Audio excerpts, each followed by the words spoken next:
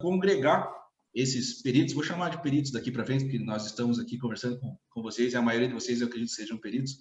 Então, é uma associação que busca congregar esses profissionais, né, dentro de uma mesma comunidade, para que, principalmente, tenham representatividade junto a demais órgãos e demais instituições. Ou seja, a gente pode fazer uma linha de frente, digamos assim, né, para representá-los, inclusive através de algumas ações tomadas já desde gestões anteriores, né, como, por exemplo, a divulgação anual de uma tabela de honorários com um valor que entendemos justo, né, e também temos a disponibilização aos associados de um selo de associado da APEPAR, que é juntado, né, com as petições, com os laudos. Então, isso mostra que você faz parte da associação.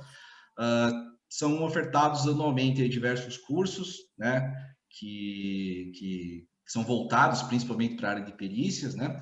E aí o associado ele tem descontos significativos nesses cursos ofertados pela APEPAR. Lembrando que a APEPAR também é uma capacitadora do sistema do pessoal da contabilidade, né? Então, hoje em dia fala-se muito nisso, alguns de vocês provavelmente também sejam contadores, então existe também essa questão dentro da APEPAR. O Daniel perguntou em relação aos projetos, né? Então, na minha ideia, enquanto candidato, né, eu trouxe algumas pautas para as pessoas às quais eu convidei a diretoria, né, para que a gente pudesse alavancar ainda mais esses projetos e trazer projetos novos para dentro da associação. O primeiro objetivo, óbvio, é dar continuidade à gestão anterior. Inclusive, a gestão anterior, a presidente era conhecida de vocês, né, a doutora Vânia Marcon, que é economista aí, prata da casa de vocês, né? Então, a gente sabe da estima que todos têm por ela, e não era diferente dentro da APEPAR. Então, o projeto inicial realmente é dar continuidade à gestão, né, que a Vânia fez, que foi feita com muito zelo, com muito cuidado, competência, né? Então, principalmente dar continuidade a todos os projetos de cursos, de representatividade que tinha junto ao judiciário, né? Mas principalmente trazer, né, essa questão da aproximação do perito com o judiciário, principalmente em relação a alguns pleitos que nós temos em comum, independente se é economista, se é contador, se é médico, seja o perito que for. Lembrando que a APEPAR, ela abrange aí todas as áreas de atuação, né? Então, a gente tem várias demandas já que eu recebi ao longo desse pouco tempo que eu estou na presidência, em relação a, por exemplo, aquela resolução 232 do CNJ, que trouxe os honorários periciais lá para baixo, né, em perícias que envolvem a concessão da justiça gratuita, as partes. Tem questão de aviltamento de honorários, que também é bem complicado. Tem peritos que estão sendo destituídos por alguns juízes, por algumas questões até legais, as quais nós podemos ofertar o suporte jurídico para que ele apresente uma defesa dentro do processo, ou frente a algum outro órgão que seja necessário. Então, são muitas demandas que estão chegando e a gente busca, né, atender a todas elas. Lembrando também que a gente, você, enquanto associado, consta num quadro associativo que é disponibilizado no nosso site. Isso funciona também como uma exposição até comercial, digamos assim, né? As pessoas podem te encontrar através desse link, e o Tribunal de Justiça do Paraná constantemente nos consulta para indicação de profissionais de perícia de determinadas áreas, né? Então, a gente nunca faz a indicação pessoal de qualquer um, afinal, todos são iguais, né, perante a associação, mas nós damos uma lista. Então, se nos consultam para, sei lá, uma perícia grafotécnica, tem bastante solicitação, a gente manda todos os associados que fazem essa perícia para que o julgador, seja o juiz ou seja o assessor que faz as nomeações, possa escolher entre os candidatos, digamos assim, né, para que possa analisar os currículos e verificar qual perito vai ser nomeado. Outro projeto que está saindo do papel agora, que não vinha sendo explorado, digamos assim, anteriormente, é a ativação da Câmara de Arbitragem que a APEPAR já tem constituído. Então, é um tema que eu sei que é de extrema relevância, que está sendo explorado, inclusive, por vocês durante o evento, né? Eu vi que teve alguma coisa nesse sentido. Então, é um tema que hoje tá em voga, né? Tá muito em voga porque as pessoas estão cada vez mais buscando essa alternativa para a resolução de conflitos, né, fora do judiciário. Então, estão buscando aí câmaras de arbitragem para resolver, e até para mediação também, para conciliação, né? Então, a APPAR, se vocês entrarem no site, vocês vão ver que, inclusive, já tem disponível lá o regulamento da Câmara, né, que é necessário ter, que seria mais ou menos como se fosse o CPC da Câmara, ou seja, todas os seus ritos, né, como que funcionam, os prazos e tudo mais, está constituído lá. Temos uma tabela de custas também já pré-determinada, a qual provavelmente vai sofrer alguma alteração ao longo do processo, mas de qualquer forma nós já temos uma equipe qualificada trabalhando na ativação dessa Câmara, já temos árbitros disponíveis para atuação. Então, basicamente, agora vai ser um trabalho de divulgação também desse projeto. E ao longo do tempo, óbvio, a interação com o judiciário vai ser fundamental, principalmente, como eu comentei anteriormente, em relação a pleitos em comum que a gente tem, e às vezes nós, enquanto peritos, né, sozinhos, digamos assim, profissionais autônomos ali trabalhando, não conseguimos ter uma representatividade tão grande quanto uma associação consegue representar, principalmente junto aos órgãos e tudo mais. Então, Daniel, basicamente seria mais ou menos isso, uma introdução aí, né, ao que a gente vai falar hoje, e aí eu fico à disposição de vocês aí para qualquer esclarecimento que tenha ficado em aberto. Bom, Cássio, muito obrigado aí pelas suas colocações. O formato desse nosso evento, especificamente esse horário, é fazer com você um estilo talk show, então nós vamos te bombardear com algumas perguntas, e nos últimos 20 minutos aí nós vamos abrir perguntas do nosso público, que pode ser enviadas pelo chat. Uma pergunta que eu queria fazer para você, que assim, eu acho que é bastante relevante aqui, como nós estamos entre um público predominantemente de economistas e praticamente todos que exercem ou desejam exercer a atividade de peritos, eu queria colocar a seguinte questão. Uma das profissões mais necessárias no século XXI, de acordo com diversas publicações, né, eu acompanho muito essa questão do mercado de trabalho e tal, é uma das áreas de meu interesse de pesquisa e estudo, é que será, primeiro, profissionais da saúde, né, voltados principalmente à medicina, fisioterapia, recreação, psicologia, enfermagem, então tudo que envolve a saúde humana, seja ela psíquica ou física, né? Profissionais ligados à área de segurança, tanto a segurança institucional, patrimonial, como a segurança física da cidadania mesmo, como profissionais policiais, bombeiros, etc. Profissionais da educação, principalmente aqueles que buscam transformar o mundo através da educação, oferecendo capacitação, qualificação, treinamento, enfim. Outra atividade também que se avalia como essencial para esse século, né, vamos chamar assim, para os próximos 80 anos, também aperfeiçoamento e conhecimento na área de logística, para gerir toda a movimentação humana, né, que a pandemia deu uma refreada, mas a gente sabe que a demanda por transportes, movimentação de bens e pessoas é imensa. E o profissional economista, ele aparece aqui como entre os 5 profissões com maior potencial de se manterem no mercado nesses próximos anos, né? Porque nas pesquisas dizem que os economistas têm a competência de administrar os ganhos, a alocação dos recursos, gerir e avaliar e impulsionar as questões de eficiência, da preservação ambiental, enfim. Então, eu queria perguntar para você, dentro desse quadro, que avaliação você faz pela tua experiência como perito e pela tua proximidade com alguns colegas economistas, do perito e do potencial do economista enquanto perito. Então, dos peritos que já são economistas, e pelo que você sabe sobre a carreira do economista, o potencial do economista exercendo a função de perito. Qual é a avaliação que você faz? Dentro da perícia como um todo, né, a gente sabe que a gente tem subdivisões aí em diversas áreas do conhecimento. Afinal, o perito ele é um braço técnico, digamos assim, do juiz, né? afinal ele não vai ter a competência suficiente para analisar determinados pontos técnicos, né? O juiz entende de lei, ele entende de julgamento, mas de repente uma questão econômica, uma questão financeira vai acabar fugindo da alçada e ele vai precisar nomear um profissional, muitas vezes um economista, né? Então, a importância é extremamente relevante, né? Não só nesse contexto no qual você está falando, que eu vejo que é um contexto global, né? Dentro do mercado como um todo, digamos assim, o economista está numa posição avantajada, digamos, em relação aos próximos anos, como você fala, né?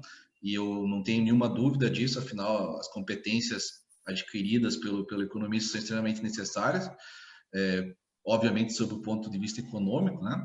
E na perícia não é diferente, até porque, dentro do judiciário, as discussões mais relevantes, obviamente, vão girar em torno das questões financeiras, ou seja, estão sendo discutidos valores, quem deve para quem deve pagar, quem deve receber, quanto deve pagar, quanto deve receber.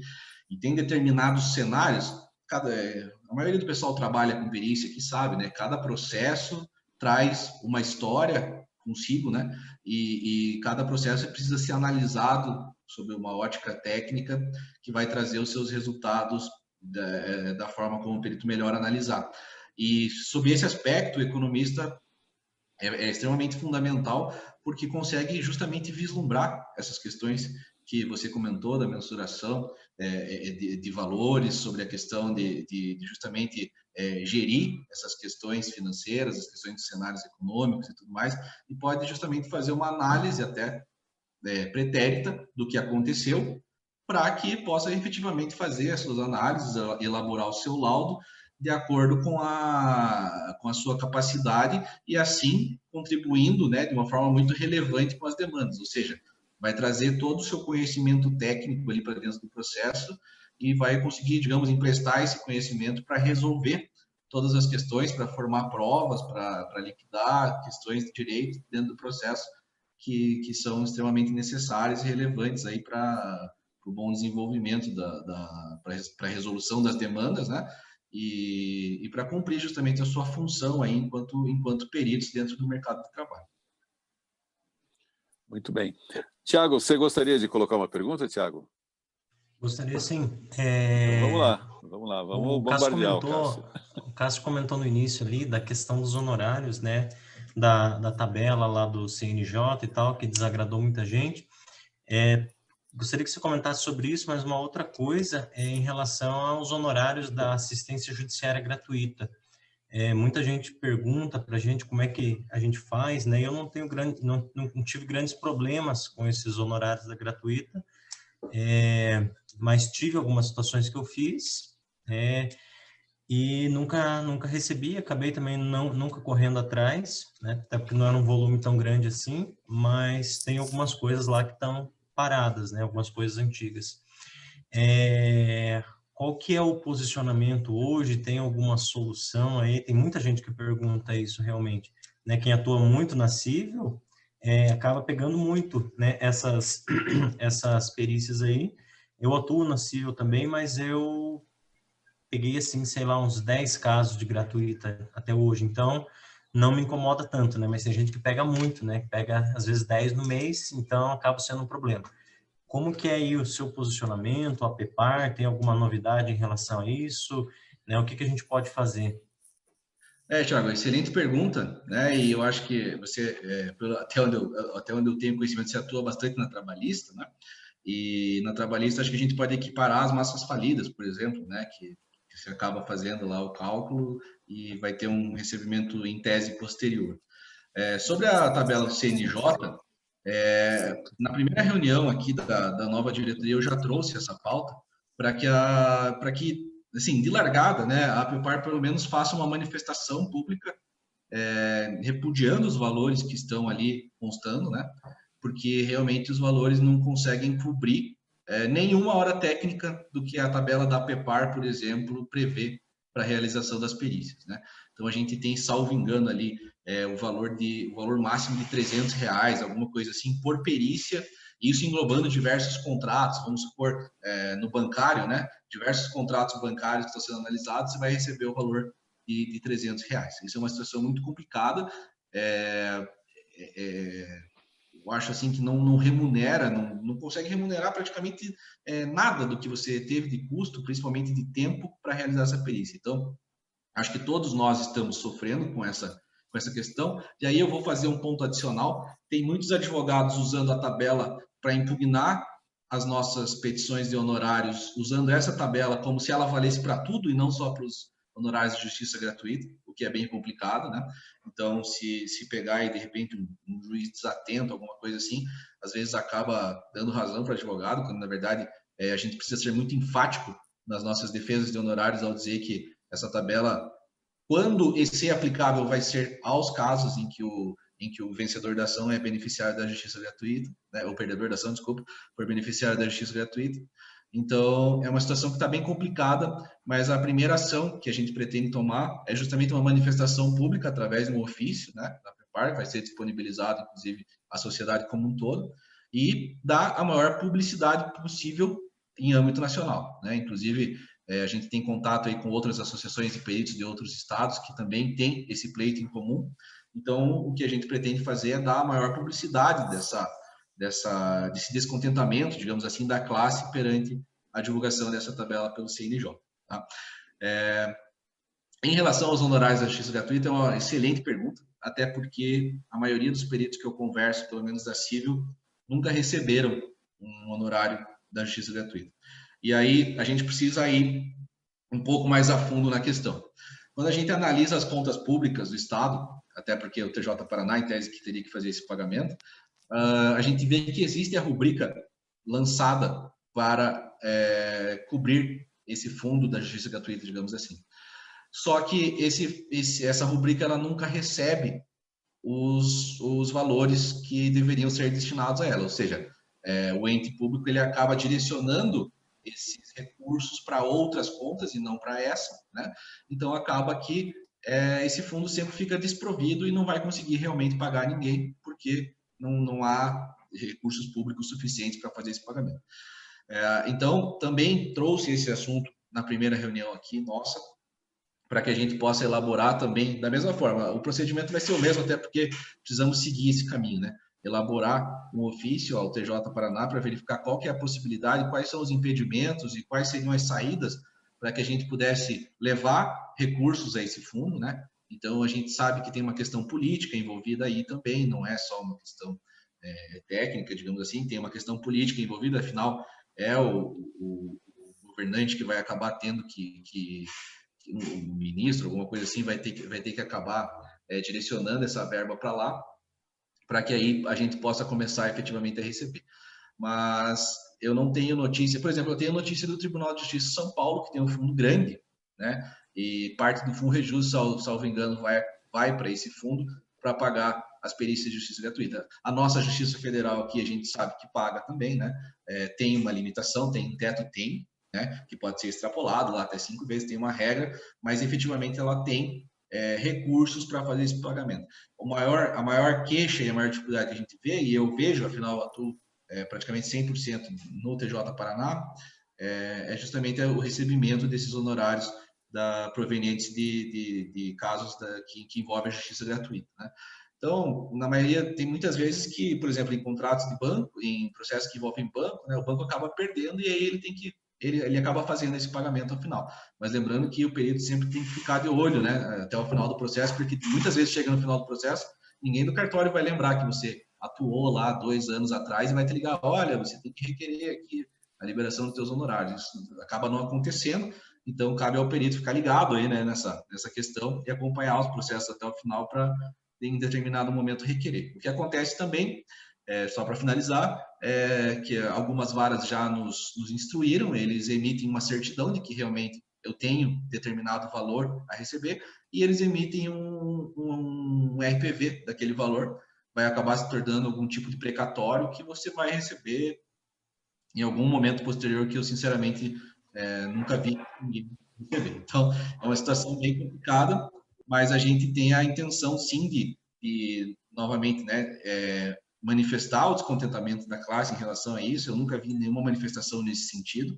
Levar isso junto ao poder público para verificar quais são as possibilidades que a gente tem de solucionar essa questão e, pelo menos, conseguir ser igual à Justiça Federal, né? Ter uma limitação ali de pagamentos, mas pelo menos que seja remunerado de alguma forma, nem que seja só os custos, né, que o perito teve para realizar o trabalho, que seria o mínimo. Muito bem, Cássio. Ô, Tiago, você quer fazer mais alguma pergunta? Tem alguém mais daí entre os conselheiros que queira colocar uma pergunta? Fiquem à vontade. Enquanto isso, Cássio, eu vou pedir para você falar um pouquinho aí sobre... Você entrou lá na primeira participação tua, você entrou no assunto da Câmara de Mediação e Arbitragem. Gostaria que você falasse um pouco mais a respeito dessa atividade e que tipo de demandas, né, que tipo de situações a APEPAR está mais preparada para amparar dentro dessa Câmara e resolver, né? Quais controvérsias, especificamente em que área? Nós sabemos que as câmaras têm se especializado em determinados temas, né? Então, quais seriam os temas centrais para serem abrigados dentro da Câmara, né? Que controvérsias podem ser consideradas mais típicas ali para a nossa instituição, aí, para a APEPAR? A princípio, primeiramente, né, é preciso que entre duas partes de um determinado contrato, por exemplo, seja estabelecida uma cláusula de que eventuais conflitos serão resolvidos através de uma determinada Câmara, que já é previamente elegida, né, dentro desse contrato. Perfeito. Então, Perfeito. temos um trabalho inicial que é o comercial dessa Câmara, né? Levar ela até as empresas para mostrar que ela existe efetivamente, né? Dar publicidade via internet, até porque eu acredito que ninguém tenha esse conhecimento, além dos próprios associados, de que a Câmara existe. Então, qual é o primeiro passo, né? Nós mesmos, enquanto associados e enquanto peritos, por exemplo, um exemplo, nos nossos contratos de assistência técnica, a gente pode eleger uma Câmara para resolver eventuais conflitos com nossos contratantes, né? Então, por que não indicar já a Câmara da APEPAR para esse tipo de contrato? E respondendo a tua pergunta, o principal foco nesse primeiro momento seriam contratos pactuados aí entre particulares, digamos assim, né? Então, por exemplo, como a gente já atua, né, há algum tempo, contratos que envolvem construtoras, contratos que envolvem supermercados, esse tipo de segmento que faz contratos de prestação de serviço, principalmente, que acabam dando certo tipo de problema, pode ser resolvido através dessa Câmara, né? E lembrando que dentro dessa Câmara vai ter a participação dos árbitros, né? Então, muitas vezes vai precisar ser formado um comitê ali com 3 árbitros, mas o principal, né? Vai precisar ter um perito designado pelo árbitro, e lembrando que nas arbitragens também temos a figura dos assistentes técnicos, né? Das partes, que vão acabar atuando aí nos procedimentos arbitrais, né? Outra coisa muito interessante de falar é que nós já estamos para divulgar um curso, né, via APEPAR aqui, relacionado justamente a todas essas rotinas que envolvem a mediação, a arbitragem, a conciliação e o fundamental papel do perito dentro dessas áreas, né? Então, a gente vai trazer esse curso com um árbitro que é homologado pelo CNJ. A gente sabe que os árbitros precisam ter essa formação pelo CNJ, né? Eles precisam ter essa validação, digamos assim. Então, a gente tem um árbitro que vai trazer esse curso, vai trazer justamente quais são as atribuições dentro do perito, dentro desses procedimentos, né? Como que deve agir, como que funciona o regramento e tudo mais, para que a gente possa ter aí um acesso interessante dentro dessa área, digamos assim, que está em franca expansão frente ao congestionamento que a gente tem encontrado dentro do judiciário, né, com a grande quantidade de processos. E aí nas câmaras de arbitragem a gente sabe que os processos andam com uma velocidade muito mais interessante, com custas inferiores até ao passo que se fossem judicializados, né? Então eu vejo como um projeto aí que vai acabar englobando essas demandas e vai nos proporcionar também atuações enquanto peritos aí dentro desses procedimentos. Muito bem. Tiago? Cássio, tem uma pergunta aqui do José Rogério. Ele diz o seguinte, sendo associado da APEPAR, a atuação como perito é facilitada, pois vários colegas já identificaram nessa semana dificuldade de atuar como perito no mercado.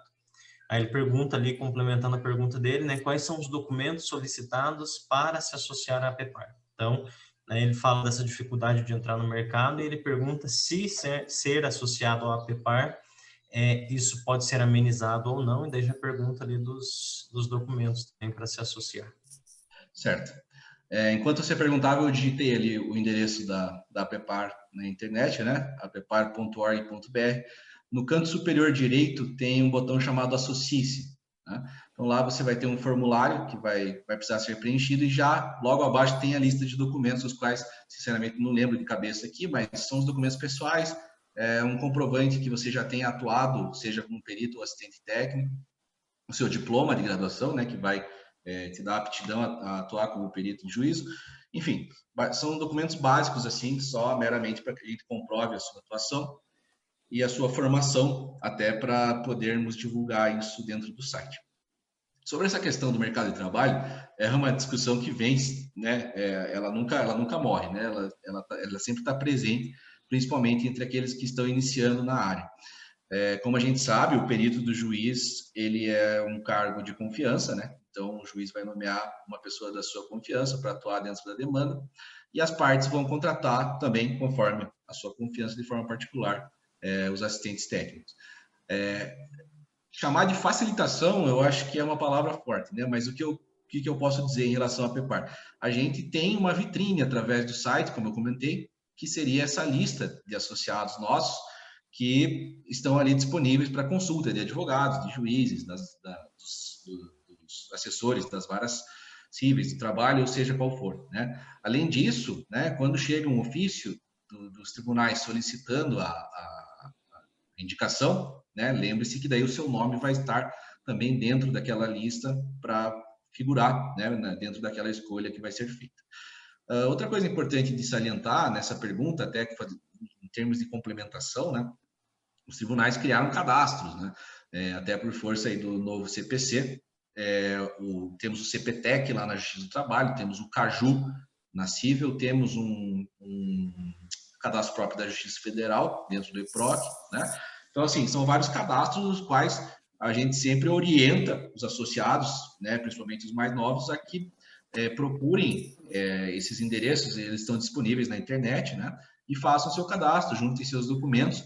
Por quê? Porque o Caju, principalmente agora, e eu tenho visto isso acontecer agora, eu achei que não iria acontecer, mas eu já vi em processo, está ocorrendo nomeações randômicas, né, em determinadas varas, em que o juiz acaba não encontrando um perito para realizar determinado trabalho, ele vai lá, escolhe a especialidade que ele está procurando, e o sistema faz uma varredura e indica para ele um profissional que esteja cadastrado lá. Ou seja, se você não estiver cadastrado lá, né, você não vai ser encontrado. Então, é muito indicado que todos façam os seus cadastros aí, obviamente, dentro das esferas as quais pretendem atuar. Né? E lembrando que ainda o bom e velho currículo entregue lá na porta do cartório é uma porta de entrada fantástica, né? Porque mostra o teu interesse, mostra a tua determinação em estar indo lá, se colocando à disposição para atuar nas demandas daquela vara, né? E como a gente sempre fala, você pode dar sorte, vai que no dia que você está entregando o teu currículo, justamente estão precisando de alguém naquela área que você está pretendendo. Já aconteceu, pode acontecer com todos aí, né? E sei lá, eu acho que periodicamente é importante você fazer essa renovação da tua apresentação, né? Ser visto, ser lembrado posteriormente. E eu acho que são esses os atributos fundamentais. Em relação à PEPAR propriamente dita, como respondendo aí a pergunta do José, né? Justamente seria essa questão dessa listagem que a gente apresenta no site, com a foto, com o seu contato, com a sua especialidade. Se você quiser colocar um link do seu Lattes, enfim, pode fazer da forma como você preferir, mas é bem importante, é uma vitrine, né, como eu falei, e eu acho que com certeza vai agregar aí na angariação de nomeações e até mesmo de contratos de assistência técnica junto aos advogados. Muito legal, muito bom. Tiago, quer ler as perguntas de mais algum dos nossos colegas que acompanham essa apresentação? Pode seguir, Daniel. Vou dar uma lida aqui. Qualquer coisa eu passo aí na próxima Tá aula. bom, tá bom. Cássio, sobre os cursos, você falou do curso que vai haver aí com um ministro, né, do CNJ, e eu queria perguntar o seguinte, acho que inclusive completa um pouco a curiosidade da pergunta anterior.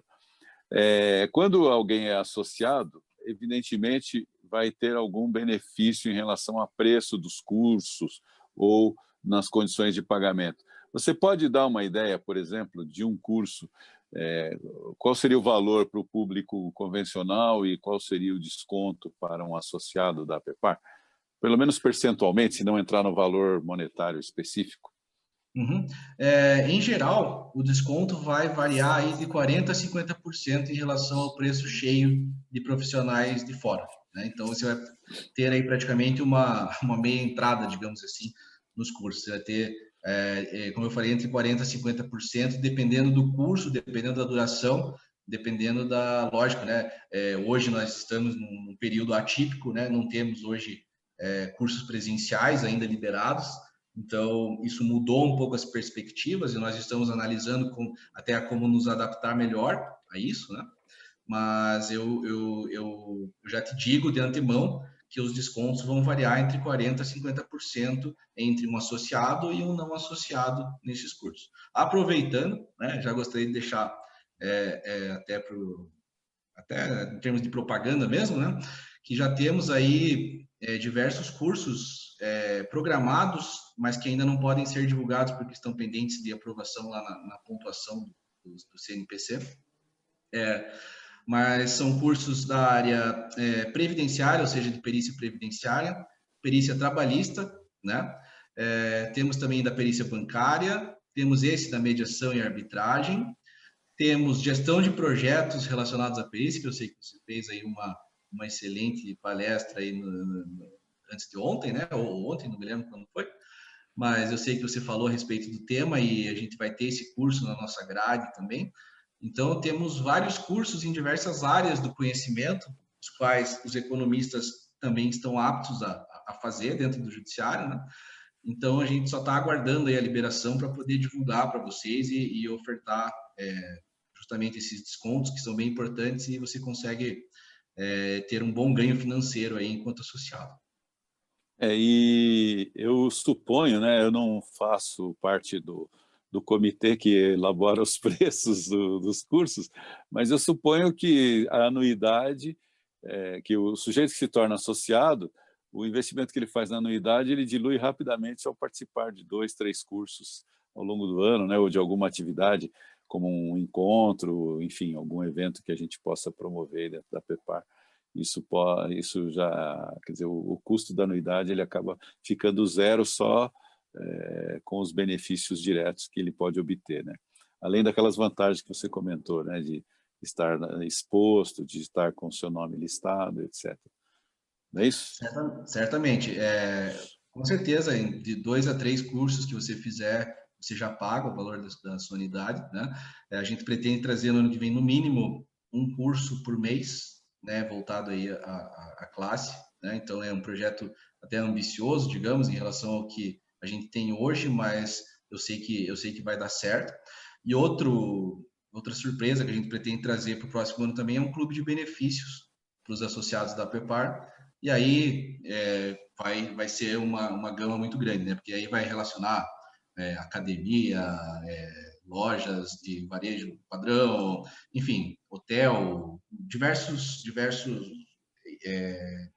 ramos aí, né? Diversas áreas vão ser englobadas e vão fornecer descontos especiais para quem for associado da PEPAR. É um projeto que provavelmente no mês que vem a gente já esteja começando a divulgar. Estamos no momento de assinatura dos convênios, então a partir do próximo mês a gente consegue começar a anunciar quais são os primeiros parceiros. Muito bem. Tiago, tem pergunta do público? Tem uma aqui, eu acho que ela foi parcialmente respondida, mas o José e o Guido ali, né, fizeram uma pergunta, né? Caso você seja habilitado como perito, mas nunca... sou funcionário de uma empresa de economia mista né? Minha intenção é atuar como assistente técnico. Gostaria de saber se há algum impedimento para atuar como perito do juiz.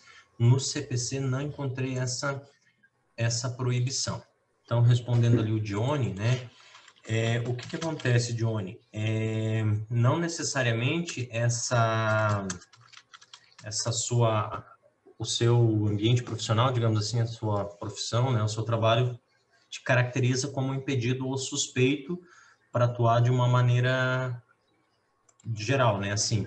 Então, respondendo objetivamente, você não está impedido ou suspeito de atuar por conta disso. O que você pode, inclusive, como assistente técnico, você não está sujeito a impedimento ou suspeição, tá? Inclusive, você pode ser assistente técnico aí da empresa que você trabalha, enfim, não tem problema, porque eu estou procurando aqui onde que está no Código de Processo Civil, que fala disso, mas tem um artigo lá no CPC, né, se os que estão aí souberem de cabeça puderem passar, souberem, mas o CPC diz claramente que o assistente técnico não está sujeito ao impedimento ou suspeição, tá? Eu estou procurando aqui. Já o perito do juiz, né, ele está sujeito a impedimento ou suspeição de uma maneira que a gente não pode, por exemplo, atuar como perito de uma empresa que a gente eventualmente tenha vínculo de emprego, né? Vínculos familiares também a gente tem esse impedimento. Mas no seu caso, como seu interesse é assistente técnico, então não tem problema nenhum, tá? Se for só para atuar como assistente, não tem problema. Ok? Respondido aí, Johnny. Eu já vou achar aqui onde que está no CPC, eu te passo. 466. 466. Opa, eu estava aqui no 465. Então, isso, parágrafo 1º do artigo 466, né? Exatamente, obrigado aí, foi mais rápido aqui, ó. Só eu mandar aqui para...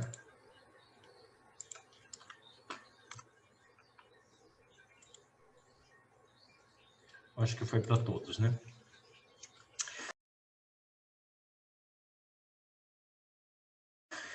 Então, vamos dar início aí à nossa última palestra dessa noite, né? Falando aí sobre esse tema aí tão cheio de polêmica, né? Que envolve a substituição das planilhas antigas aí de Excel para elaborar os cálculos de liquidação, né? De sentença da área trabalhista. Então, nossa última palestra, então, comigo aqui e com o vice-presidente do Conselho Regional de Economia do Rio Grande do Sul, Aristóteles, que está ali, posicionado já, vai fazer aí as perguntas para mim.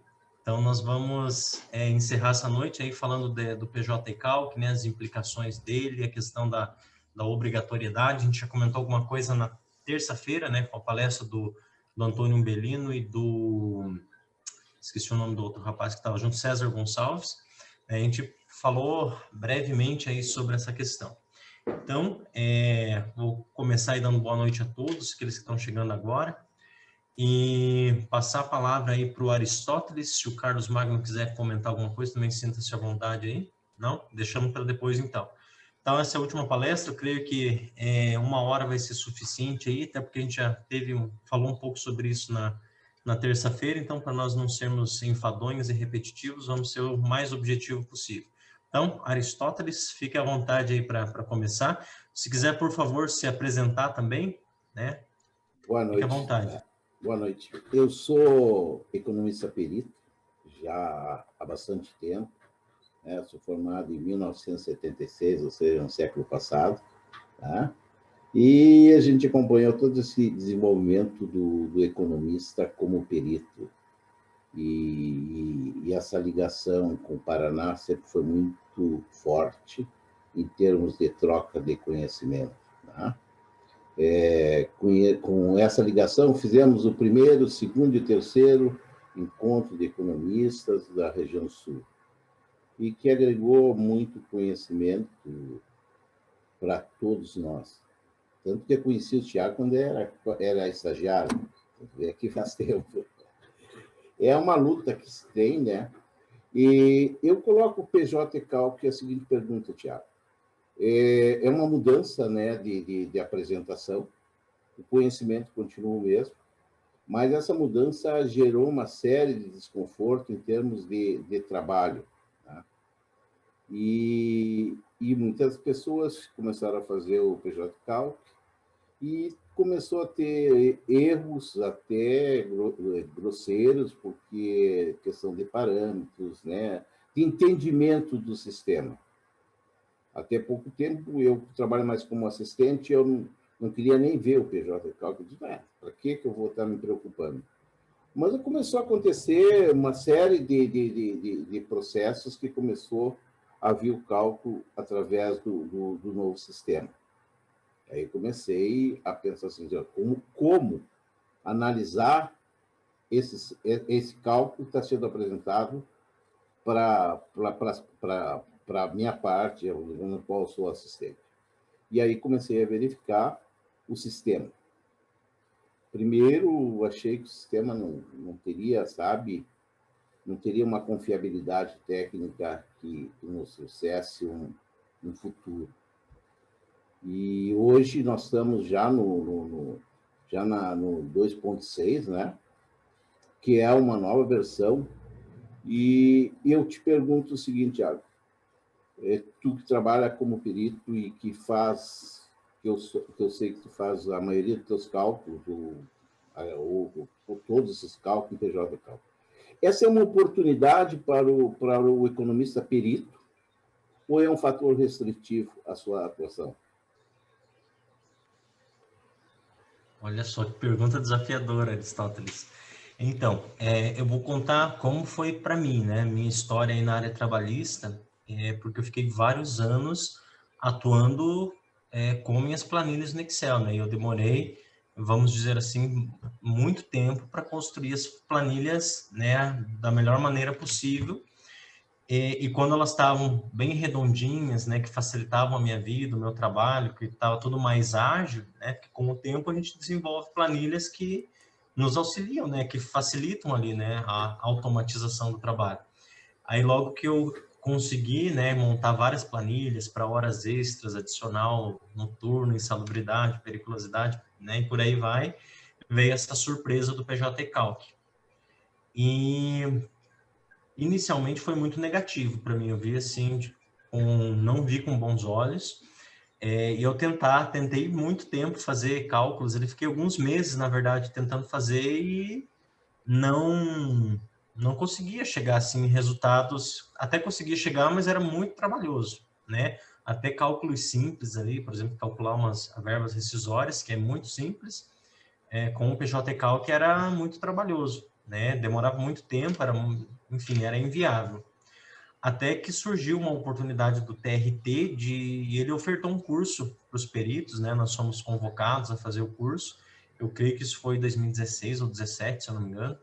E aí a gente foi lá e fez o curso, né? E na época tinha ali em torno de 50 peritos mais fazendo o curso, acho que tem até alguns que estão aqui que provavelmente estavam fazendo. E tinha um instrutor lá fazendo o cálculo lá na frente e todo mundo seguindo os mesmos parâmetros ali com os seus computadores, né? E na hora que fazia a liquidação do cálculo no final, a maioria dava diferente, né? Porque por erros de ajustes, de parametrização, enfim, alguns davam erros pequenos, alguns davam erros muito grandes, enfim, foi bastante problemático. Mas hoje eu consegui me adaptar bem, né? Tem acho que uns 2 anos aí que eu não uso planilha do Excel, a menos que seja como apoio, né? Mas o resultado final eu lanço no sistema e eu faço meus cálculos. Então, hoje eu já não vejo com tantos maus olhos assim. Mas respondendo a pergunta, se é uma oportunidade ou se é algo que vai restringir. Eu acho que, de certa forma, Aristóteles, como é um sistema gratuito que está disponível para todo mundo, isso, por um lado, facilita, né? Porque todo aquele trabalho que a gente tinha, né, de passar meses, anos ali para construir planilhas próprias para apresentar os cálculos, quem quiser entrar nesse mercado hoje não vai ter esse entrave, digamos assim, né? Então, vai lá, baixa o sistema, vê os tutoriais no YouTube que tem, né? Faz algum curso e começa a aprender a trabalhar com o sistema, embora precise aí de muito tempo para ter agilidade para se trabalhar com ele, né? Mas eu acho que olhando por esse ponto de vista, né, da facilidade que o sistema traz, eu acho que ele é um ponto positivo, eu acho que nesse sentido ele facilita. O que complica um pouco, na minha opinião, é o seguinte: quando a gente termina os cálculos lá no PJ Calc, que ele lança os resultados no PDF, a gente precisa conferir esses cálculos, né, para ver se nós não erramos, né, ou se o sistema fez alguma coisa errada lá também. E aí, quem não tem uma bagagem, né, de fazer os cálculos manualmente ali, né, ou pelo Excel, vai ter uma dificuldade muito maior. Então, nesse sentido, acaba sendo um pouco mais complicado para quem está tentando começar a entrar aí no mercado, né?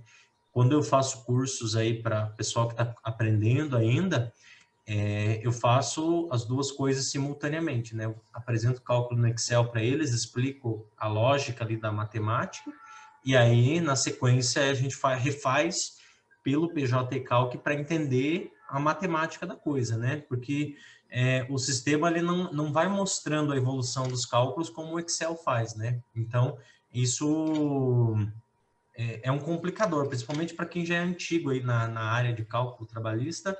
É um pouco estranho você fazer simplesmente marcando parametrização sem ver o resultado acontecendo, né? A gente só consegue ver no final. Então, nesse sentido aí, talvez seja um pouco complicado, né? Essa é a minha visão aí do sistema. Tu faz a seguinte pergunta, tá? E aí vem pelo próprio nome que se deu, era o cálculo cidadão, que dava como qualquer pessoa pudesse fazer o cálculo. E isto, no primeiro instante, os peritos ficaram muito preocupados com isso. Mas, no desenvolvimento do tempo, né, verificou que muitos sei lá, advogados tentaram fazer o cálculo e geraram uns monstros que aí tiveram que procurar os peritos, tá? E dentro desse contexto, tu consegue ver que realmente o perito continua perito e que o PJ Calc não é um problema, e sim uma oportunidade, sabe? Porque vai necessitar o conhecimento. E quando tu termina um cálculo, tu olha, tu tem uma noção do que aconteceu. E se tu não tem uma noção, tu pega 2 ou 3, verifica a hora extra, verifica se na hora extra teve o repouso, se não teve isso. Então, dentro desse contexto que eu te pergunto, isso ficou desmistificado no meu entendimento. Concordas? Concordo sim, Aristóteles, concordo plenamente.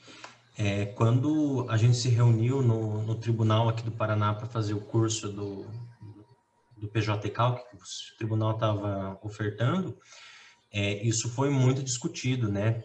Inclusive, eu não lembro o nome da pessoa, mas era uma pessoa que estava ali na coordenação, comentou, né, que houve muitas queixas dos peritos aí, porque inicialmente saiu uma ideia de que o sistema iria substituir os peritos, né? Aqui, essa ideia ficou naquela época, assim, né, sendo muito discutida, né? E eles alertaram no tribunal que, de maneira nenhuma, os peritos seriam substituídos, né? Os peritos continuariam ali fazendo seu trabalho, porém, teriam que utilizar essa ferramenta.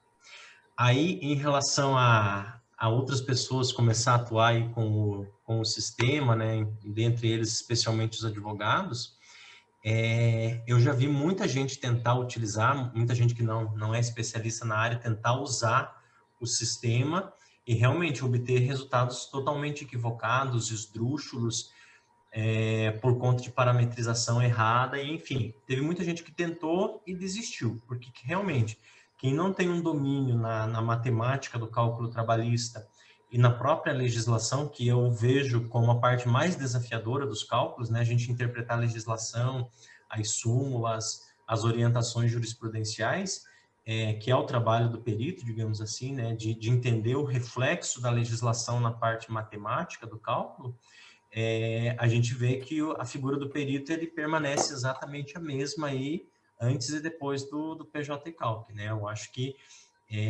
isso realmente veio se desmistificar com o tempo, né? Quem não tem um bom feeling, né, com cálculos aí trabalhistas, que não tem um feeling com a jurisprudência, nos reflexos disso sobre os cálculos, realmente não consegue fazer mesmo com o sistema, a menos que estude bastante, faça aí vários cursos, treine bastante. Só que na prática, quem já é advogado antigo, militante, não tem tempo, né, para parar para estudar, fazer isso. Então, eu senti que as coisas permaneceram a mesma aí, né? O perito continuou o perito, né? Aqueles que não entendiam muito do cálculo continuam não entendendo e pedem para a gente fazer. Então, a disponibilidade da ferramenta para todo mundo, advogados, né? Enfim, porque é só entrar lá no site do TRT e baixar, isso não prejudicou, né? Até mesmo se a gente passar essas planilhas que a gente usa em Excel, para quem não entende, também não ajudaria em nada, né? Ficaria muito perdido lá. Então, eu acho que se desmistificou realmente a questão aí, né? O perito continua aí com o seu mercado de trabalho, né? Até eu mesmo me assustei um pouco na época que veio a ferramenta, assim, isso mexeu com muita gente. Eu vi alguns poucos peritos deixando de atuar, né? Quem era muito antigo, que já estava aí, né, querendo se aposentar, eu vi que parou, né? Eu vi que teve acabaram declinando das perícias aí, alegando, né, a obrigatoriedade do PJ e Calc, enfim, né? Mas meu posicionamento é de que realmente o perito na área continua perito, né? Mas ele precisa, claro, entender muito bem do sistema aí. O Gervásio fez uma pergunta, né, que ter o domínio do PJ e Calc vai ser um diferencial para atuar na perícia trabalhista? Tá. Quem fez a pergunta? Graziele? Não. Não, foi o Gervásio. Gervásio, tá. Então, se vai ser um diferencial, eu creio que sim, tá? Eu acho que pela obrigatoriedade, ainda se discute se vai ser obrigatório em todos os momentos processuais, né? Porque o que a gente vê, assistente técnico ainda utilizando as suas planilhas naturalmente, sem nenhum problema. Agora, quem é perito do juiz, eu acho que hoje, no curto prazo, não é nenhum diferencial, é quase que um elemento obrigatório, né? Porque tem vários juízes aqui que nomeiam, e no meu despacho de nomeação eles já deixam claro que o cálculo deve ser obrigatoriamente apresentado utilizando o sistema PJ-Calc. Inclusive, no próprio despacho, o juiz já determina que seja encaminhado o arquivo do PJC direto para a secretaria, para eles utilizarem depois para fazer essa atualização que eles precisam fazer, né, no momento da execução. Então, eu vejo que sim, né, é um diferencial, assim, bem importante, porque, infelizmente, tem gente que teve peritos que deixaram, né, foram poucos, pelo que eu senti, mas teve alguns que saíram desse mercado por não querer se habituar, digamos, com essa nova ferramenta aí. Mas eu acho que é, sim, um diferencial, é bem importante entender. Tem muita gente aí que está se especializando no sistema e está, né, já se adequou com a ferramenta e não vê muitos problemas aí no dia a dia de estar usando. Então, eu acho que é bem importante aí para quem quer ser perito do juiz, então, né, é imprescindível.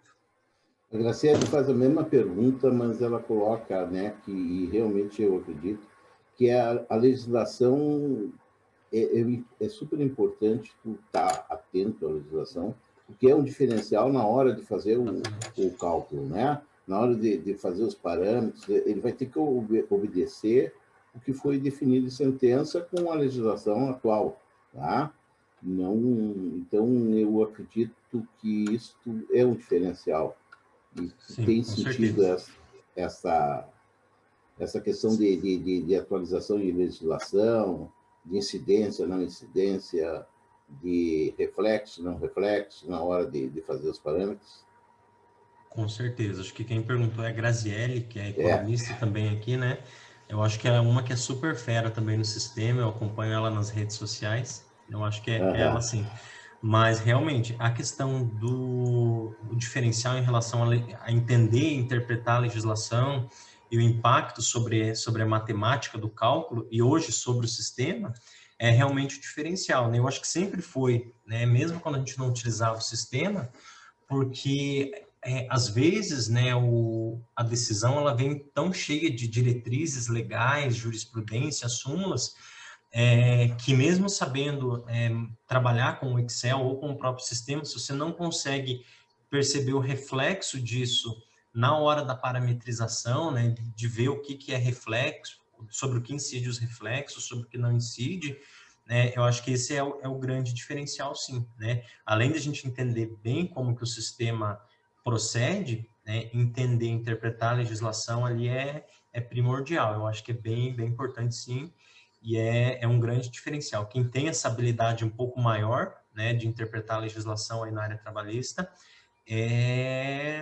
acaba saindo na frente. Inclusive, quando eu comecei a atuar, a minha grande preocupação em relação ao sistema era se ele seria flexível o suficiente para se adequar a diferentes interpretações, a diferentes súmulas. Eu me lembro que quando eu comecei eu tinha uma preocupação muito grande com a OJ 394 do TST, que fala dos reflexos, né, dos DSRs nas demais verbas. Eu não sabia se o sistema ia fazer, se não ia. Eu tinha uma grande preocupação com isso, né? E aí, com o tempo, né, a gente encontrou as soluções aí. Mas hoje o desafio, né, além da gente entender bem a legislação, ter um domínio significativo nela, é entender como que a gente vai colocar ela no sistema, né? Como é que a gente vai parametrizar o sistema de acordo com o que a decisão pede, com o que a legislação está dizendo ali. Mas é um grande diferencial, sim, saber estudar a legislação e saber interpretar ela aí nos cálculos trabalhistas. Eu vou te perguntar o seguinte, eu como trabalho mais como assistente, para mim, depois que comecei a verificar o PJ Cálculo, para mim me facilitou analisar o cálculo. Por quê? Pelo relatório, porque no relatório ele te fala da verba, te fala que verbas tem, qual é que foram os reflexos, que critérios foram feitos. Isso também verifica no próprio relatório onde foi modificado, onde o sistema trabalhou. Para mim, teve essa facilidade da impugnação. Logicamente que eu não apresento a impugnação com o PJ Cálculo, apresento dentro do meu sistema. Eu fazia a questão do sistema eu não usava Excel, eu usava já um outro sistema que também tinha que ter parâmetros, certo? E que era muito questionado por quem usava Excel. E isso me facilitou até para entender um pouco o PJ Cálculo. E essa é a pergunta que eu te faço. Assim, eu vejo, tá, que os relatórios realmente trazem uma facilidade para te verificar a forma que foi feito o cálculo. Com certeza, Aristóteles. O sistema, né, ele organiza os reflexos, e como o sistema ele sempre lança os resultados sempre da mesma maneira, né, é idêntica a maneira como ele lança os resultados, né, as verbas, os reflexos, então todo cálculo que você vai analisar, você já sabe aonde que vai estar os resultados, né, independente de qual foi o perito que fez o cálculo. Já quando a gente utilizava as planilhas no Excel, a gente tinha um pouco de dificuldade para entender, né, de onde que os peritos utilizaram uma determinada base de cálculo, porque às vezes, né, tem alguns que construíram planilhas bem organizadas, né, mas tem alguns que às vezes o cálculo até era correto, só que era difícil de interpretação, de encontrar de onde veio aquelas informações, né? Como é que se construíram as bases de cálculos, os reflexos, né? Enfim, e o sistema, o PJ Cálculo, eu também vejo isso como um ponto bem positivo aí, né? Ele sempre lança os reflexos, as bases de cálculo da mesma maneira, né? Embora talvez para quem esteja começando ele, mas hoje eu vejo que é um ponto bem positivo, né? Essa maneira dele de lançar os resultados, as verbas, né? Eu acho que fica muito visível e é mais fácil a gente verificar erros também, né? Erro de outras pessoas que fizeram cálculo, se a gente estiver conferindo. E se a gente tiver também, né, na hora que a gente vai conferir o cálculo, é mais fácil também de fazer essa conferência. Então, eu acho que é um ponto bem positivo, sim. Okay? Algo que eu te faço uma pergunta. Tu tem uma metodologia de fazer o preenchimento do PJ Cálculo? Ou seja, tu começa, vamos lá, pelos dados, depois vai definindo o histórico. Tu tem já um trabalho definido de como de como trabalhar com o PJ Cálculo? Então, sim, Aristóteles, tem algumas... quando a gente começa a trabalhar com o sistema, a gente começa a perceber algumas coisas, mas realmente tem uma certa ordem que a gente precisa seguir, né? Por exemplo, se a gente faz o cálculo completo e aí deixa por último lançar o campo dos períodos de férias, né? E se a gente fizer isso, ele vai dar um certo erro, porque o cálculo vai estar pronto de uma maneira e você vai alterar uma informação que já deveria estar pronta. Então, realmente, tem alguns fatores, alguns pontos que precisam ser lançados antes tem uma ordem, né? Na verdade, uma ordem correta para se fazer esses lançamentos ali, para a gente não ter problema de erro mesmo no cálculo, né? Então, questão de históricos, a gente lança inicialmente, questão de períodos de férias, né? Os períodos aquisitivos, períodos de gozo de férias, tem uma série de regrinhas ali que a gente vai entendendo com o passar do tempo, mas realmente tem que ter um certo cuidado, né, com a maneira como a gente vai lançando aí os dados, as informações, né, como a gente vai parametrizando as verbas aí, porque senão a gente pode liquidar um cálculo que, por ter colocado alguma coisa de uma ordem, né, incorreta, ele gera um resultado incorreto, embora todas as informações estejam lá. Então, tem que tomar um cuidado, certo cuidado nesse sentido realmente aí. Mas muita coisa a gente vai pegando com o tempo, né? Conforme as experiências ali, a gente vê o que vai dando errado, a gente começa a entender, né, esses pontos aí. Eu faço a pergunta, uma Pode pergunta falar. que geralmente tem trazido alguns problemas, né? A questão de última remuneração, né? A maior remuneração e a questão de salário e outras parcelas salariais. E aí, às vezes, o pessoal preenche tudo e na hora de fazer o cálculo lá na hora extra não se dá conta e utiliza um outro parâmetro. Essa visão minha é meia fora da realidade ou é execuível acontecer isso? Então, Aristóteles, realmente na primeira aba ali, né, quando a gente está lançando os primeiros dados no PJ Calc, tem lá um espaço de última remuneração e maior remuneração.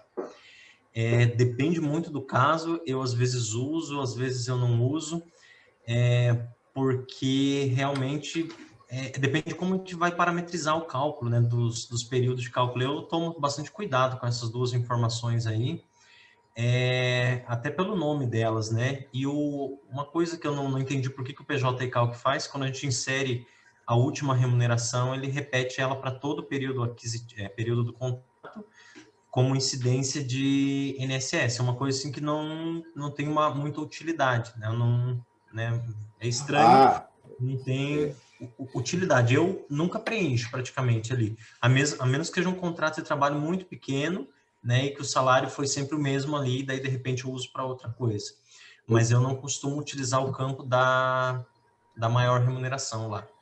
Eu verifiquei mas que é um aspecto pessoal meu, assim, porque eu vejo que não me serve muito e eu acabo não utilizando, né? Porque o sistema tem opção de utilizar a informação do histórico ou então utilizar a última remuneração, maior remuneração lá. Mas realmente tem... que tu colocaste algo que eu vi, depois me dei conta e acho que é isso. Quando tu utiliza essa última remuneração, maior remuneração, ele te lança como base no INSS ou te lança como base também para o FGTS, para a questão de diferença do FGTS no contrato, e às vezes não tem, né? E aí, como essa última remuneração, ela gera automaticamente entrar no FGTS ou no INSS, eu não lembro qual. Isso pode gerar um erro grande. Sim, tá? Exatamente.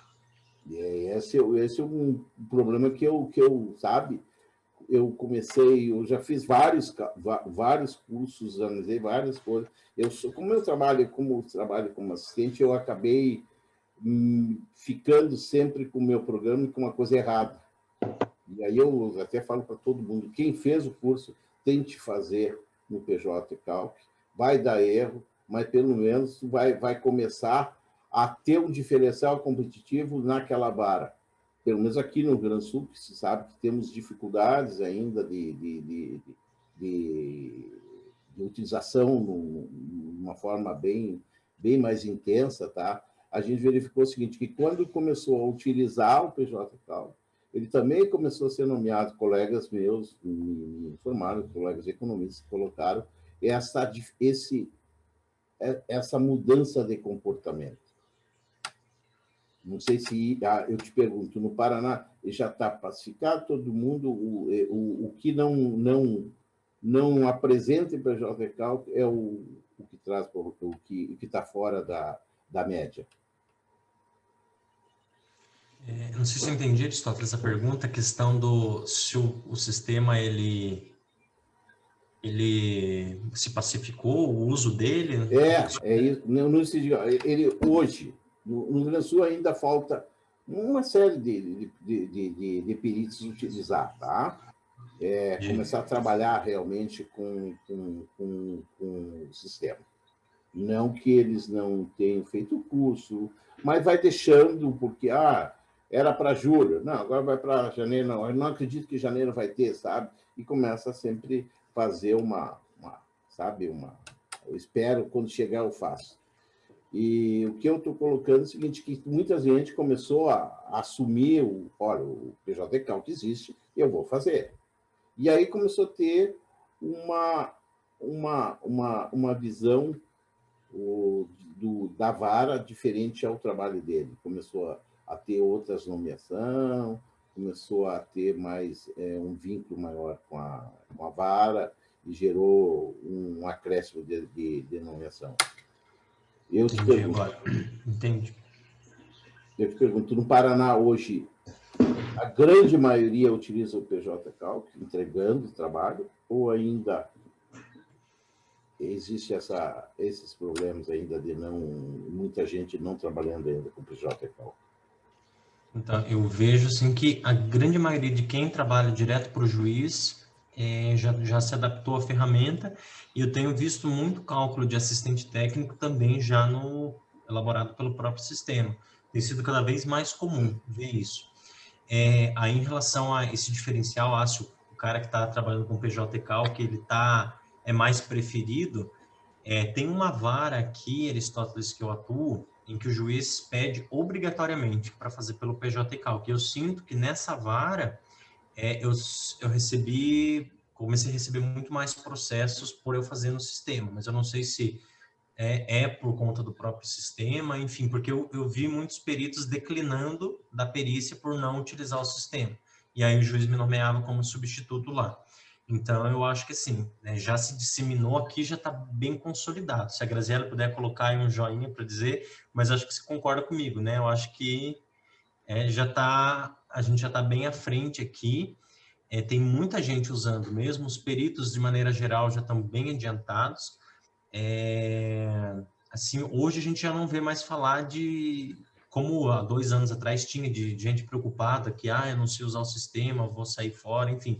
Acho que já está bem consolidado aqui, os profissionais já se adaptaram, já estão bem preparados, os peritos também, mas tem algum caso ou outro, né, de quem realmente não conseguiu e acabou sendo excluído, né?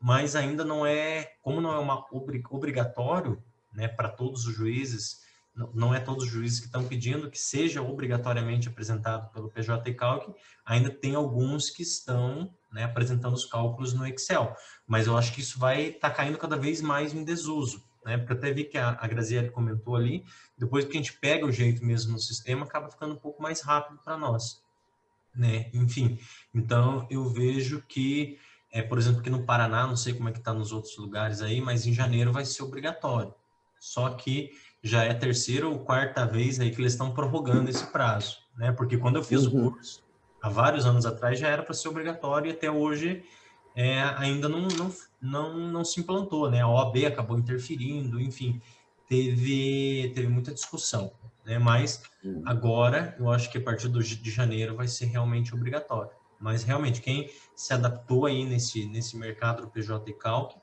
eu fiz no ano passado, este ano, muito cálculo, né? Assim, acho que muito mais do que eu fiz nos anos anteriores, né? Um pouco porque eu acho que teve alguns juízes que começaram a nomear mais por conta de estar usando o sistema, né? Na prática a gente não sabe porque eu a gente não vai perguntar, né, se é por conta disso ou se não é, mas eu acho que, como tem juízes que querem somente pelo sistema, né, eu acho que isso está sendo um diferencial, pelo menos hoje, né, mas logo isso vai ser um fator ali obrigatório e já não vai ser tão, aqueles que não fazem já não vão estar nem atuando muito no mercado, né? Eu te pergunto, sim, como é que tu tem visto o PJ, o cálculo externo? Que o cálculo externo, né? O cálculo externo seria você, tu faz o cálculo, tá, no sistema ou no Excel, e depois tu pega os resultados e coloca no PJ Cálculo só os totais, né? Verbas tributáveis, não tributáveis, faz todos os lançamentos.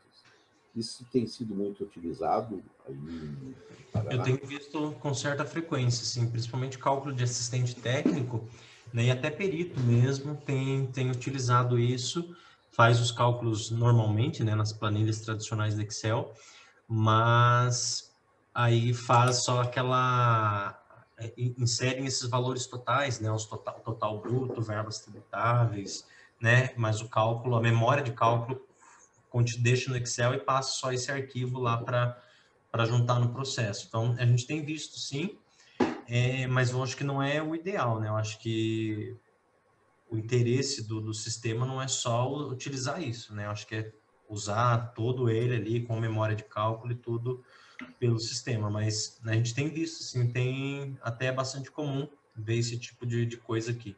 Mais para assistente técnico, mas tem um perito ou outro que faz isso também. O PJ Cálculo, na verdade, ele vai... Eu brinco que os peritos serão peritos, secretários, e serão finalizadores de cálculo, né? Porque na medida que tu faz o PJ Cálculo, tu lança tudo hoje, né? Tu lança todo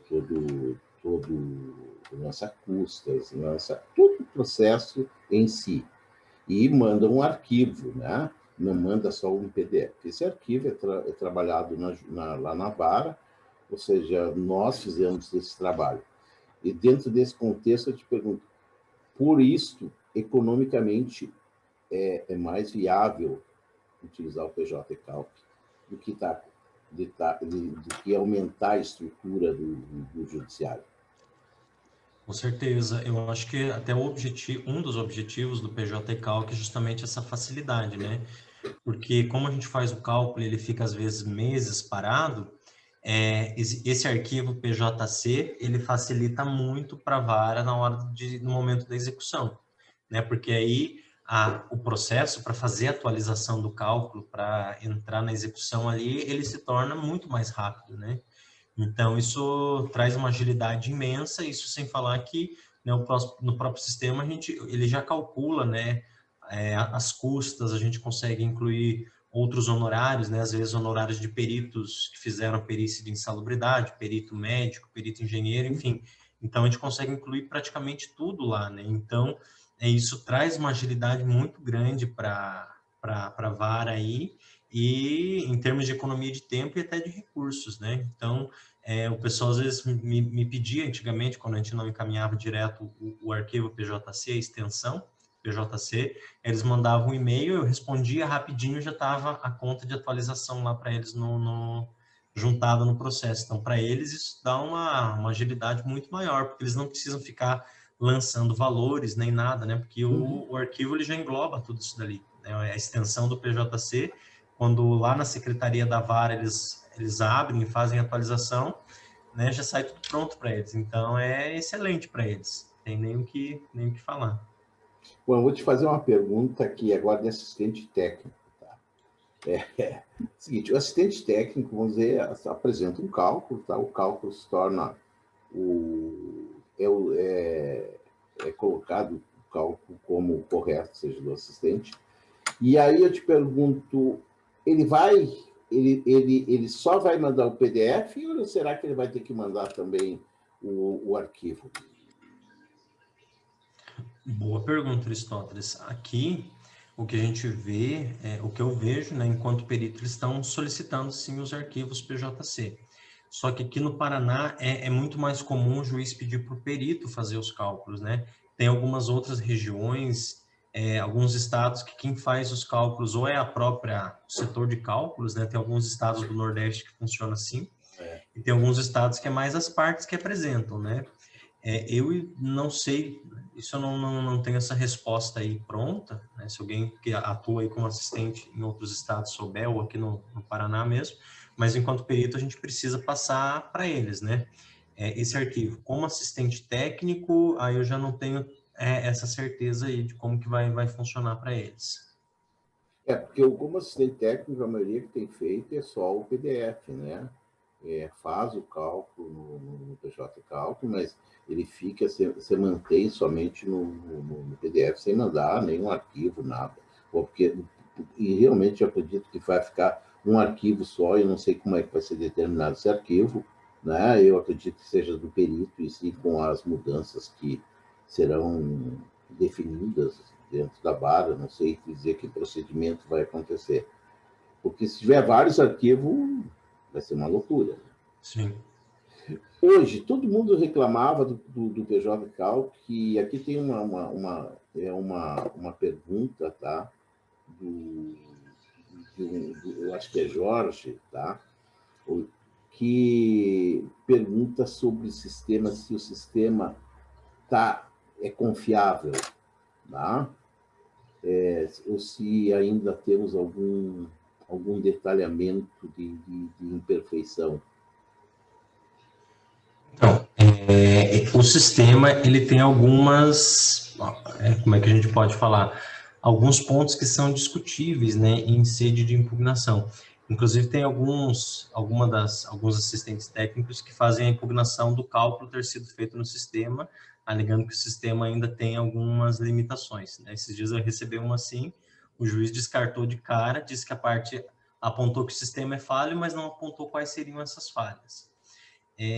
Então, assim, o sistema, acho que como qualquer outro sistema, né, ele precisa ser parametrizado corretamente e tem algumas coisas que precisam ser ajustadas para o cálculo sair perfeito, né? Então, eu cito, por exemplo, divisor de horas extras, né? Tem alguns pontos específicos que o sistema lança alguns valores automáticos que a gente precisa fazer esses ajustes. Então, assim, de uma maneira geral, o sistema, eu entendo que ele é robusto hoje, né? Ele passou por dezenas de mudanças aí, eu não sei quantas foram desde que eu comecei a utilizar, mas foram muitas. Ele tinha muito mais limitações e hoje ele está muito mais versátil em termos de cartão ponto, né? Enfim, uma série de coisas ali mudou bastante, enfim, ele foi melhorado bastante. Tem alguns detalhezinhos ali, mas que existem algumas soluções que a gente chama de soluções de contorno, né? A gente ajusta ali para o resultado sair correto, né? Em algumas situações ele tem também a opção da gente digitar os valores, né? Então, se a gente não sabe, né, como que chega no valor correto, a gente calcula numa planilha à parte, digita lá, né, no campo do sistema. Mas eu creio, assim, eu utilizo para todos os meus cálculos ali, eu não vejo, assim, falhas muito grosseiras nele, assim, para dizer, olha, o sistema não é perfeito. Né? Claro que, por exemplo, um complemento de aposentadoria, né, uma aposentadoria privada, um complemento, isso ele já não faz, né, mas dá para lançar os valores no sistema, enfim, né, são detalhezinhos, assim, mínimos, mas que a gente consegue ajustar para entregar um cálculo bem feito, né? Acho que a gente entendendo da lógica, a matemática do cálculo, a gente consegue fazer isso daí. Gilberto avisou-lhe que nós temos 10 minutos. A pergunta que eu te faço é a seguinte, ó, a gente trabalha, e eu tenho visto o PJ Cálculo, que eu acho uma evolução muito grande, eu acho que ela tem atendido quase todas as definições de sentença, né? E até brinco que a evolução foi tão grande que até timbre agora já se consegue colocar, né? Ou seja, a gente começou a interagir muito maior com o sistema. Só vejo o seguinte, que a gente tinha uma forma de apresentação, né? O laudo, e aí vinha primeiro, bonitinho, tudo. Aí, daqui a pouco, tu tá fazendo o cálculo e aparece o cartão ponto assim, sabe? E aí aparece um relatório lá. Eu acho que falta, e acho que até por uma questão de falta mais um trabalho, e é um trabalho que não foi feito ainda, de estética de apresentação de relatórios, tá? Porque tu tá indo no sistema, daqui a pouco aparece o cartão ponto, que é 5 anos, vai um monte, né? Então, eu não sei, acho que esse é uma próxima evolução que provavelmente acontecerá. Então, o cartão ponto, eu acho ele muito feio mesmo, né? A maneira como ele lança no PDF é muito desorganizada, ele não separa em meses. Se tiver vários lançamentos, às vezes fica meio cortado, fica ruim, né? Eu, particularmente, acho bem ruim essa estética do lançamento, né? Não só pela aparência, mas pela dificuldade, às vezes, para fazer alguma conferência. E essa coisa também de ele lançar o cartão ponto antes da memória de cálculo, eu acho bem estranho, né? Me chamou a atenção no início.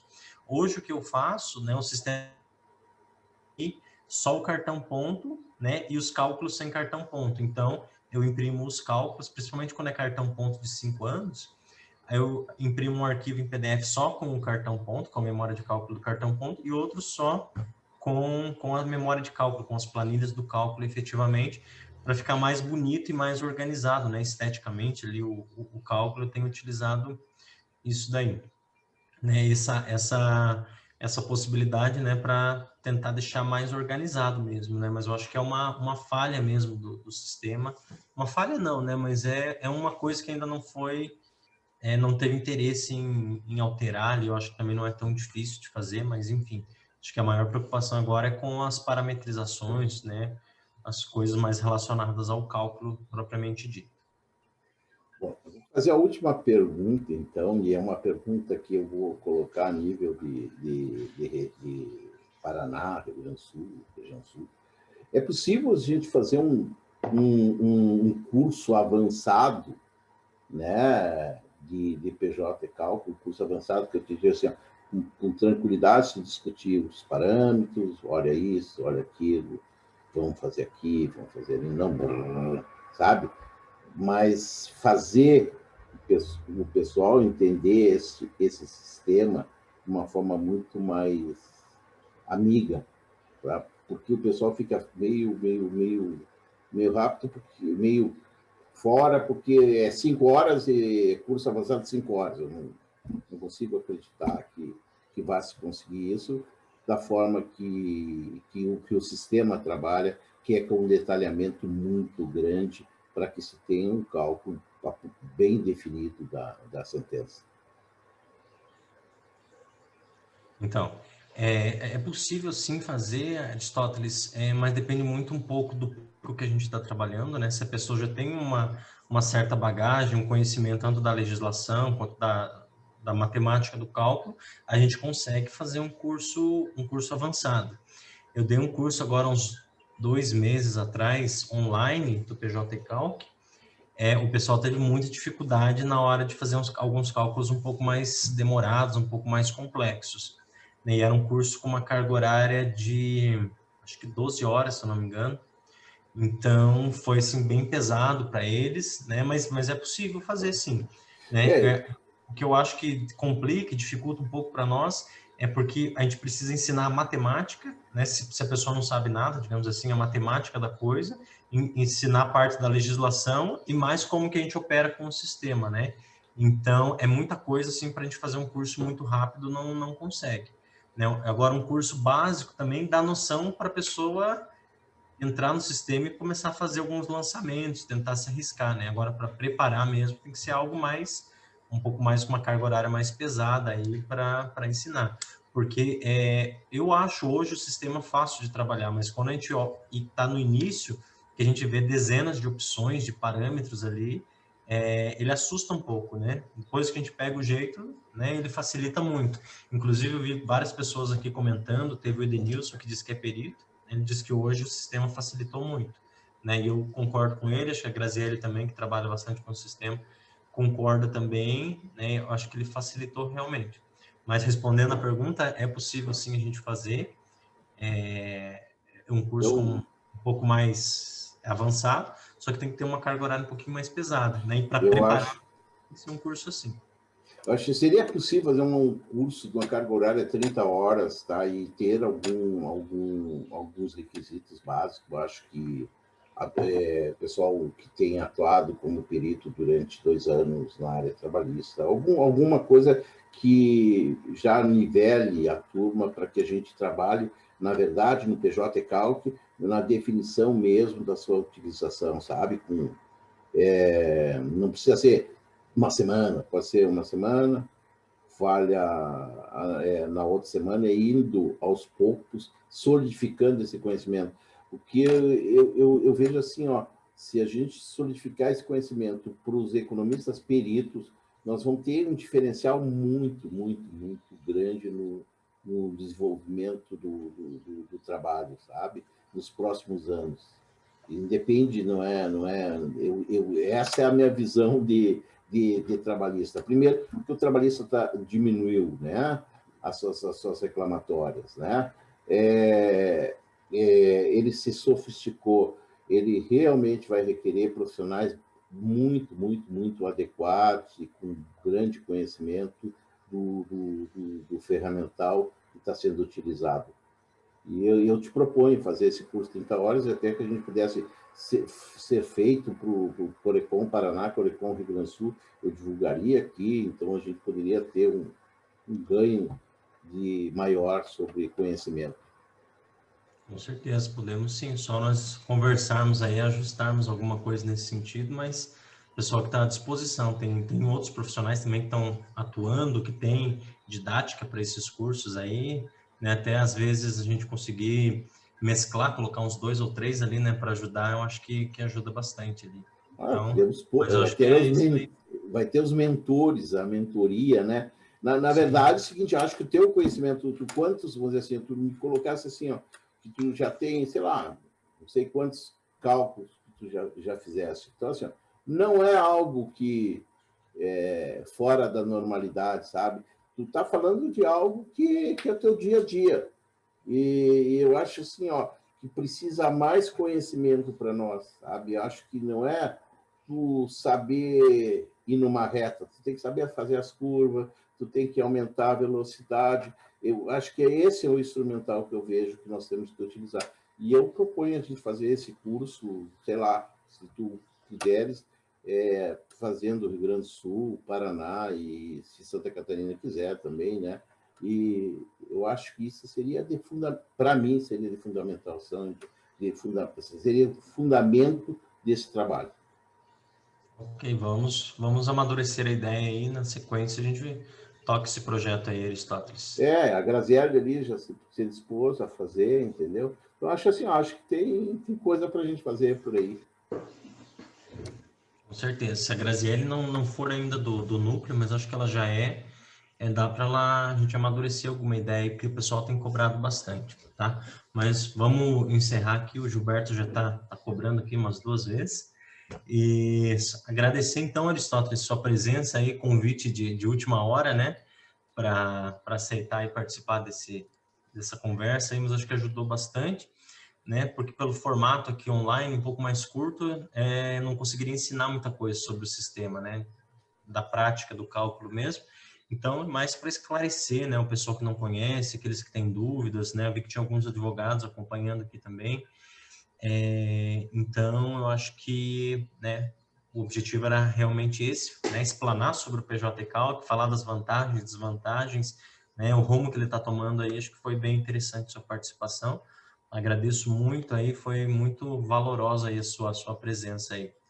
Tá certo? Obrigadão. Então, Aristóteles, muito, muito obrigado meu aqui, enquanto economista, enquanto perito, enquanto coordenador do evento, enquanto coordenador do núcleo, enquanto conselheiro, enquanto conselho aí, muito obrigado aí pela presença. Eu que agradeço e fico satisfeito, sabe, de saber que economista perito está aí trabalhando de forma muito, muito, muito, muito fantástica. Meus parabéns para vocês. Legal, obrigado, Aristóteles. Só antes de eu passar aqui para o presidente, acho que uma notícia até que é interessante compartilhar, a gente tem visto cada vez mais economistas hoje como peritos, né? tem algumas varas aqui, eu sou de Ponta Grossa, né? Eu conheço um pouquinho mais próximo os juízes ali. Tem uma vara aqui que nós somos em 5 peritos, 4 economistas e um contador somente. E tem sido muitas varas ali, que em outras, Curitiba, tem muito, então a gente vê que o economista ele tá realmente tomando posse aí desse mercado de trabalho, né? Eu fico contente de ver alguns aqui que fizeram os cursos do conselho, alguns há 5 anos atrás, mais até comigo. Quando eu falo isso, começo a me sentir velho já na coisa, né? Tem Mas gente... eu te vi como estagiário, rapaz. Como é que eu me sinto? Eu estou indo embora, assim. Que nada, mas então acho que o conselho ele preparou, tem muita gente que começou, a Gabriela, né, que está ali nos ouvindo ali, deu um tchauzinho, você está na perícia já também, e começou, foi minha aluna, né? Se eu não me engano, o Gerson, que está ali do lado, também foi meu aluno. Tem uns mais experientes ali, o René Reck foi meu aluno da pós-graduação em perícia também.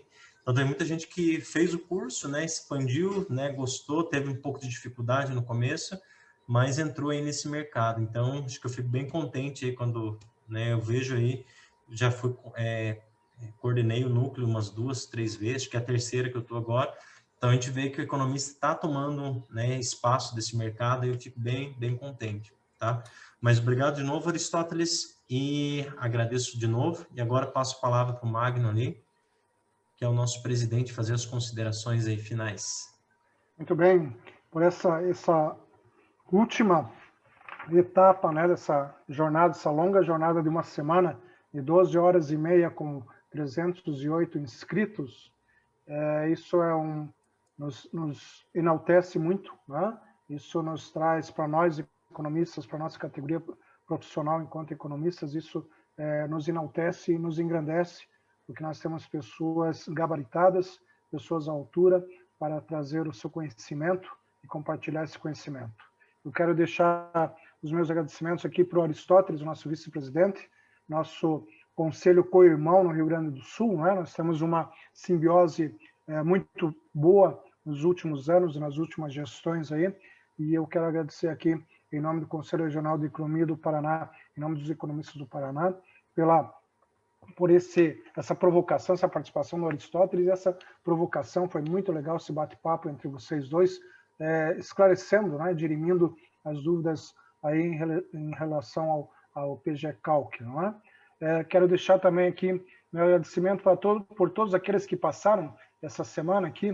O Gilberto estava me lembrando, né? Então, nosso desembargador lá, começamos com ele, o doutor Guilherme Gutenberg, César Gonçalves, o Antônio Umberlino, a Angelis, né, nossa conselheira, o Luiz Antônio Rubim, nosso conselheiro federal suplente, né, a Itaiana, na recuperação judicial ali, que é a responsável pelo nosso núcleo, o Daniel Point, a Vilma Guimarães, o doutor Eurico Antenoite, né, esclarecendo a perícia tributária lá, diante desse manicômio tributário que nós temos no Brasil, e hoje o Cássio Eliakim e agora o Aristóteles.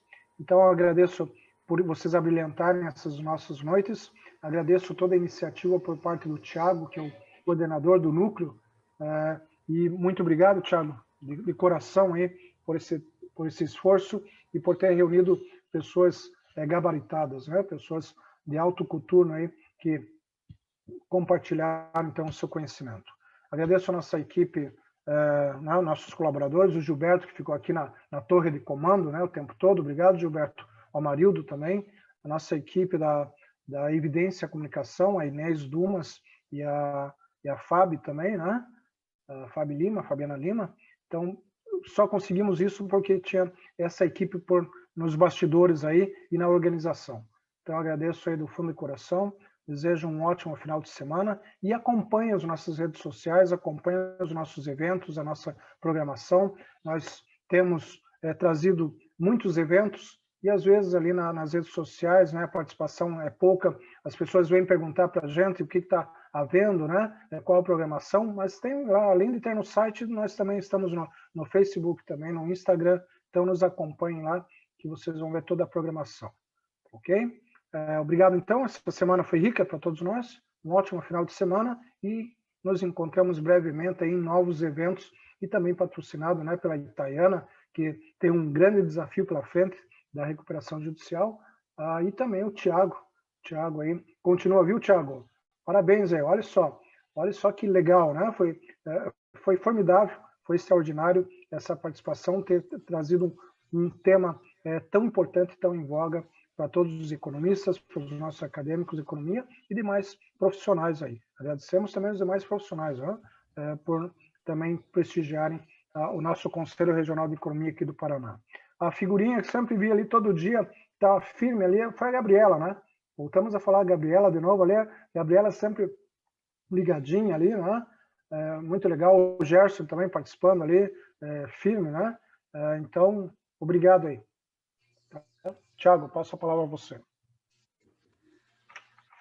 Então, gente, vamos mais uma vez agradecer aí, agradecer muito Gilberto também, que teve todos os dias nos ajudando, né? Antes, durante e depois do evento ali, passando o link, ajudando a gente ali a ajustar os detalhes, né? Porque às vezes um atrasava, outro atrasava, a gente acabava se perdendo ali, mas acho que acabou dando tudo certo. O pessoal ali a Inês, a Fábio também, né?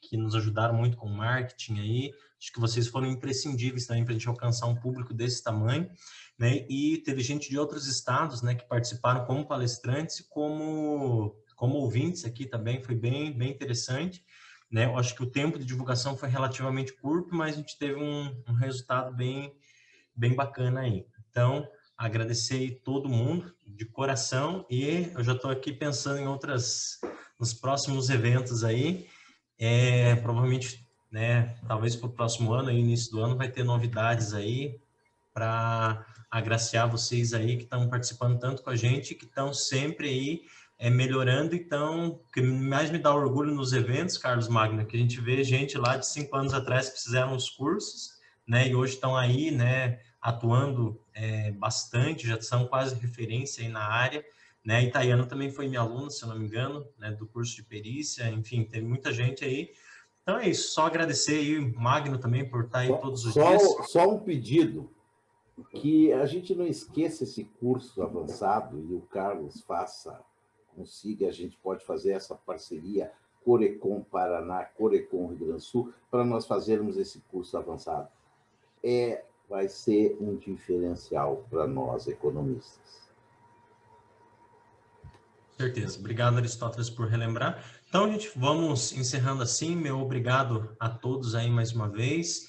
E obrigado por estarem aí esses 5 dias, né? Estão aí até sexta-feira, quase 10 horas da noite, aí acompanhando a gente. Então, um grande abraço para vocês e muito sucesso para vocês aí. Um abraço. Obrigado, gente. Tchau.